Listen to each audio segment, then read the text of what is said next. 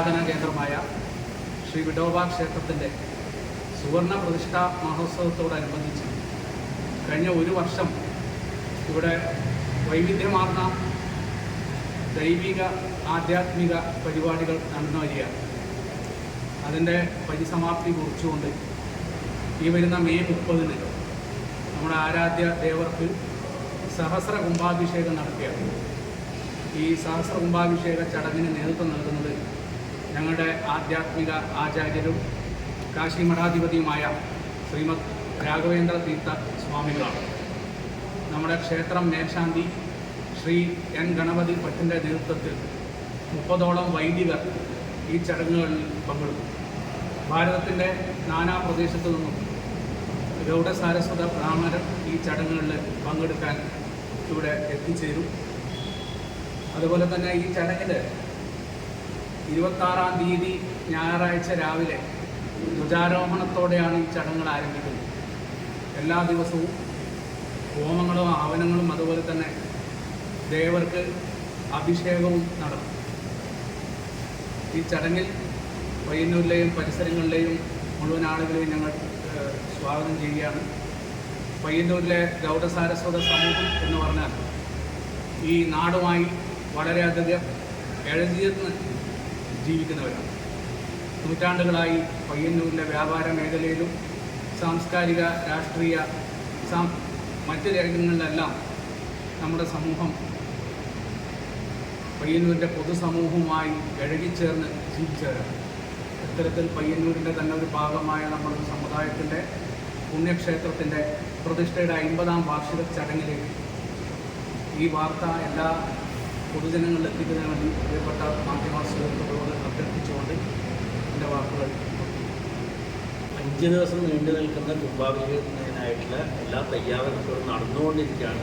ഏകദേശം നാളെ കഴിഞ്ഞ് മറ്റന്നാൾ 25-ാം തീയതി രാത്രി മുതൽ സാന്ധ്യ കർമ്മങ്ങൾക്ക് തുടക്കം കൊടുക്കും. 26 മുതലാണ് ശരി കലശം തുടങ്ങുന്നത്. പക്ഷേ 25-ന് രാത്രി ചില ചടങ്ങുകളുണ്ട്.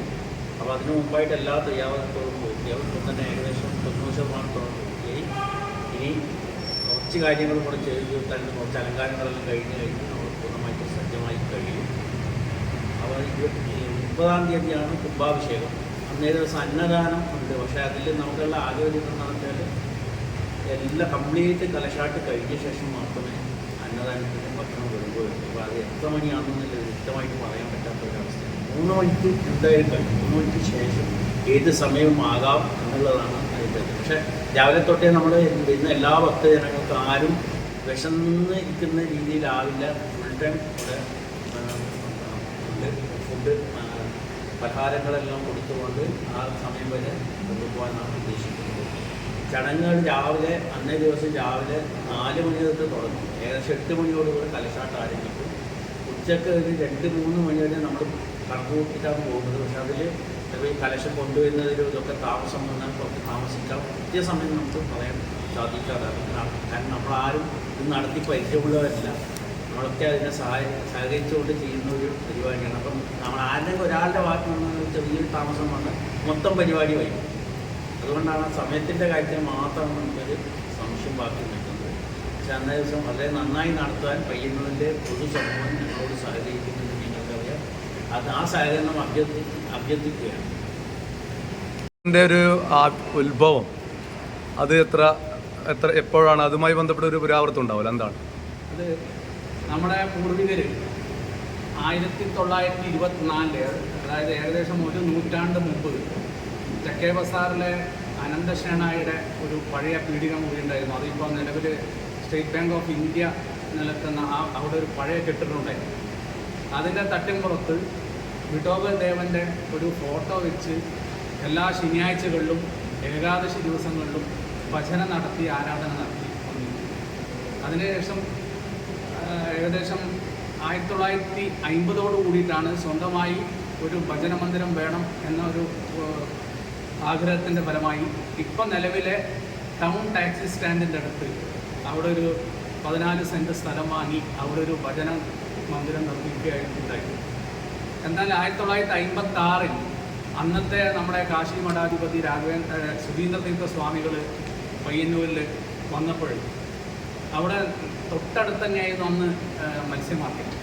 അപ്പോൾ ഒരു ക്ഷേത്രത്തിന് അനുയോജ്യമായ ഒരു സ്ഥലമല്ല അതെന്ന് പറയുകയും ടൗണിൽ തന്നെ ഒരു ക്ഷേത്രം നിർമ്മിക്കാൻ പിന്നെ ഞങ്ങൾ സ്ഥലം അന്വേഷിച്ച് അവസാനമാണ് ഈ ഒരു സ്ഥലം അനന്തപ്രഭു എന്ന ഈ തൊട്ടടുത്തുള്ള വീട്ടുടമസ്ഥൻ്റെ മുത്തച്ഛൻ ഈ സ്ഥലം വിൽപ്പന നടത്തുന്നതെന്ന് അന്നത്തെ കമ്മിറ്റി ഈ സ്ഥലം ഏറ്റെടുക്കുകയും 1969 ഇതിൻ്റെ പ്രാരംഭ പ്രവർത്തനങ്ങൾ നടത്തി 1974 മെയ് 13 അന്ന് പിന്നെ നമ്മൾ ഈ ഡേറ്റ് അല്ല, നമ്മൾ തിഥിയാണ്, വൈശാഖ മാസത്തിലെ ബഹുള സപ്തമി ദിവസം 1974 ഈ ക്ഷേത്രത്തിൻ്റെ പ്രതിഷ്ഠ നടന്നത്. അതാണ് ഈ ക്ഷേത്രത്തിൻ്റെ ഉത്ഭവമായിട്ട് ബന്ധപ്പെട്ടൊരു ചരിത്രം. 1974 മുതൽ പിന്നെ ഇവിടെ പ്രതിഷ്ഠിച്ച വിഗ്രഹം കൃഷ്ണശിലയിലുള്ള വിഠോബരുക്കുമായിയുടെ വിഗ്രഹമാണ്. കാർക്കടയിലെ പ്രശസ്തനായ ദിവംഗതനായ രഞ്ജാൾ ഗോപാൽ ഷെണായിയാണ് ഈ വിഗ്രഹം കൃഷ്ണശിലയിൽ തീർത്തത്. ആ വിഗ്രഹമാണ് ഇവിടെ കഴിഞ്ഞ അരനൂറ്റാണ്ടായിട്ട് പയ്യന്നൂരിലെ ഗൗഡസാരസ്വത സമൂഹവും അതുപോലെ പയ്യന്നൂരിലെ സമസ്ത ജനങ്ങളും ആരാധിച്ചു വരുന്നത്. ഇതാണ് ഈ ക്ഷേത്രത്തിൻ്റെ ഉത്ഭവവുമായി ബന്ധപ്പെട്ട് പറയാൻ.